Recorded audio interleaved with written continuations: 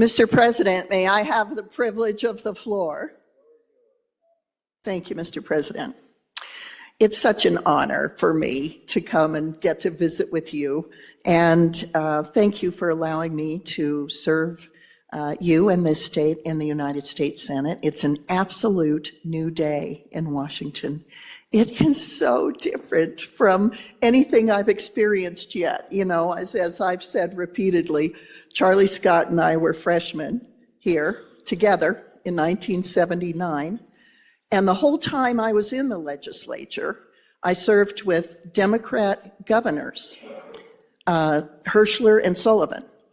And the whole time I've served in Congress have been with Democrat presidents, Obama and Biden. This is the first time in my entire life that I have served with a Republican chief executive while I was legislating. And there's absolutely no comparison. And I think part of it is this particular president in his second term is working with lightning speed to make major changes that are going to be so good for Wyoming. 300 executive orders. One that we're all proud of is to reverse the Rock Springs Resource Management Plan.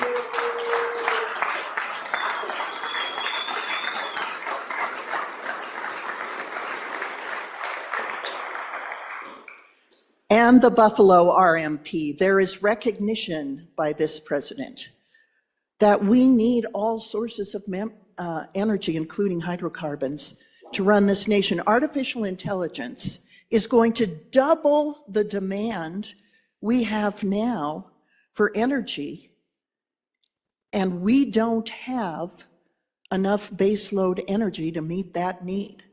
Well, Wyoming does. We export about 12 times more energy than we consume.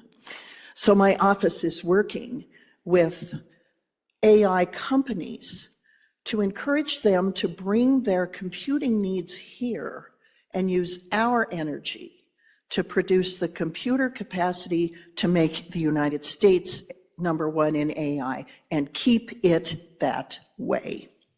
I want you to know that I've invited 3 of our new cabinet members to Wyoming. The Senate is, as they say, it's so different from the US House. The Senate is in the personnel business, and that's just about all we've done since January 20th.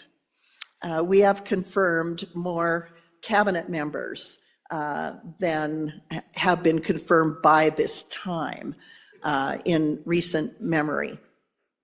One of them that I've invited to Wyoming is EPA Director Lee Zeldin. Lee's only been to Wyoming once, and it was to Teton County. So he has yet to see the EPA's impacts on our state. And he's anxious to come and anxious to learn. I served in the US House with Lee Zeldin. He's a great guy, but he's from New York. And our issues are somewhat different than theirs. And he wants desperately to help us through challenging permitting issues and to understand just how clean we can do hydrocarbon energy, and no state can do it cleaner than we can. I've also invited Sean Duffy, another person with whom I served in the US House, who is our transportation secretary. As you know, the Highway Trust Fund is heading for insolvency in about 3 years. Part of that is driven by the fact that electric vehicles pay no fuel taxes. And so the funds are depleted because there are enough vehicles on the road that are not contributing to the safety of our highways because they pay no taxes. Only those of us who drive gasoline and diesel vehicles are contributing. So we're bringing Sean Duffy out as soon as his schedule will allow. That poor guy was sworn in as transportation secretary, and 4 hours later, the helicopter and the airplane collided over the Potomac. So he has been drinking out of a fire hose ever since, because it was followed up, as you know, by an air ambulance disaster in Pennsylvania and 10 lives lost in Alaska via air. So he's got his hands full now, but I hope to get him out this summer and help him understand the importance of the ribbon of highway that unites us in Wyoming. And the other person that I invited out is RFK Jr. RFK hunts in Sweetwater County, and he's hoping after a pretty grueling process that he has just completed to come out and do a little hunting in Sweetwater County. I asked if while he's here, he might consent to do a healthcare roundtable in Rock Springs. And he said, absolutely. So unless the president has other plans for his time, we hope to get him this spring to Rock Springs. That is an opportunity to help him understand frontier and rural healthcare in a way that only frontier and rural areas can. I want you to know there's some fabulous opportunities that we're pursuing with regard to healthcare. I had put together this kitchen cabinet, and one of the members is Peter Huntsman from Utah. Peter, of course, is the Huntsman Foundation chair and is extremely interested in using artificial intelligence to improve outcomes in rural healthcare. So we're working to partner with him and make sure Wyoming is involved in helping meet their AI computer needs in a way that will additionally benefit the state of Wyoming and our rural healthcare needs. And he's very excited about it. In fact, I mentioned, well, we have great natural gas in places like Opal, Wyoming. He says, oh, I've been to Opal. So we have people who understand us here. We're in a new golden age in Washington. It's like nothing I've ever seen. I got to be at the White House when President Trump signed the executive order restricting women's sports to women.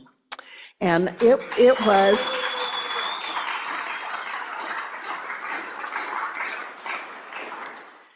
was just a celebration. There were over 100 women athletes on the president, behind the president on these bleachers. And after the president spoke, he asked the little kids to come around, the little girls, to surround him while he signed the executive order. And they just rushed him like a grandfather. And it was a happy day, a great day of celebration. And as you know, the very next day, the NCAA just said, okay. And thank goodness, girls will have the opportunity to compete on a level playing field with other girls. It's a difference I never got to enjoy because I was pre-Title IX. And so I see what these girls are getting to do, and it delights my heart. And it delights me that President Trump recognized the importance of that, and so many other things. He has declared an energy emergency in this country. We're going to have a great working relationship with the Department of the Interior. As you know, our relationship with the North Dakota governor who's taking the realm at Interior, Doug Burgum, is going to be fabulous. He has chosen Kathleen Sagama, who a lot of us know from Denver, to head the BLM. She understands multiple use. Part of our problem, of course, over the last 4 years is an opportunity to walk away from multiple use by the previous administration. This administration is going to embrace multiple use because it understands our geopolitical need to be energy dominant and to be able to export energy as a tool of geopolitical involvement and strength, as well as meet our own energy needs. and have enough for AI and convert this nation into a very robust, strong economy that works for the American people. He is laser focused on America. One of the things that tickled me, I was standing next to Marco Rubio as he was being voted on for Secretary of State. We were standing in the cloakroom watching the numbers go up. He didn't want to stand on the floor and embarrass his colleagues if somebody chose to vote against him, which no one did. But you could see the sense of the awesome responsibility he was taking on. And you could just watch it fall on him. We expect a lot of these people, but they're just like us. And I was so proud of him. Just days after he was sworn in, he went to Panama. And we're paying $1 million a cargo ship to get our ships through the Panama Canal, and we gave that canal to them for $1. We gave it to them, and they're charging us $1 million a ship. And China is their managing partner. And Marco Rubio went down and said, this has got to change. It's a new day in America. It's not going to operate like this anymore. So our projection of strength, not bullying, just strength that the world needs to be stable, is occurring every day in Washington. And the American people are in charge again. And it's truly glorious. It's just been indescribably humbling to be there and see America back in charge and the people back in charge of America. I want to also tell you what Elon Musk is doing is incredibly important to America. He is ferreting out true waste, fraud, and abuse. And it's shocking to see the pushback that he's getting. He's auditing. He's finding where people were paid who shouldn't have been. Government benefits, our dollars going to people who shouldn't have had them. Over 100 million from a prisoner who was operating government benefits fraud from his jail cell. We're seeing AID that was spending millions of dollars on Sesame Street in Iraq and DEI in Sri Lanka and gender language training in Peru and things like that. I mean, they just went way, way, way off mission. And so now they're under Department of State. Marco Rubio can bring them back to the true mission to make sure that people who are suffering because they lack food, shelter, clothing, and medical care around the world can enjoy the benefits of America's goodwill and largesse and strong hearts. So it's a new day in America, and we're all a part of it. And Mr. President, I want to close with one thing, and thank you for the privilege of talking to you today. When I was in the Wyoming legislature, I learned to legislate. I learned to write legislation and amend legislation. Charlie can tell you this. He and I were freshmen together on the House Judiciary Committee. And our chair, Ellen Crowley, who was not a slip bigger than Senator Nethercott back there, she was a small but mighty lawyer, taught us how to legislate. We went through legislation page by page. We knew what was in those bills when they hit the floor of the House, and we could defend them. That never happens in Congress. So I was given the opportunity to chair a brand new subcommittee of the Banking Committee called the Digital Assets Subcommittee. And our new chairman, Tim Scott, has given me free rein to do it the way I want to do it. So the first bill we're marking up is a stablecoin bill. And we're going to sit down with that subcommittee, both parties, and we're going to walk through it page by page, just the way I learned to do in the Wyoming legislature.